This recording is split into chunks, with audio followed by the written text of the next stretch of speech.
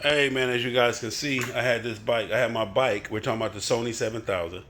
It's been in torrential rain for about 2.5 hours. When I mean torrential rain, direct torrential rain, hard rain. As you can see, the bike is still soaking wet. Okay. It was actually, I just wiped the radio off. It was actually, this, actually, if you guys can see this down here, this, I guess that would be considered a water spot. It was actually all the way up to here, all the way across the bottom of the screen. And the radio, I just turned it on and it wasn't functioning. Let's see if we can get it to turn on now. Okay. See, the volume is flipping out on it. I couldn't get any volume. My hand controller shot. Okay, they're working now. Go down, go down, go down. Yeah, so now the volume is tripping out. The volume is working by itself. Y'all see that?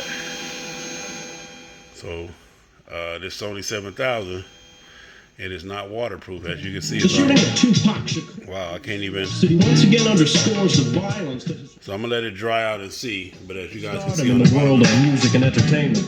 Look, I let off of it. All right, so the Sony 7000, we haven't even left yet, and you tripping already. So I'm gonna let it dry out, and then I'll do another video and see. But as you can see, that bottom rim down there, that looks like it goes all the way up to the side. But it was actually more than that at first. So, well, yeah, there goes so much for the waterproof Sony. And like I said, I was in torrential rain for about 2 hours. For about 2 hours of torrential rain. And that's what I've always been worried about when it came to that radio. But it just did it. So stay tuned. I'll update you guys and see if we come back.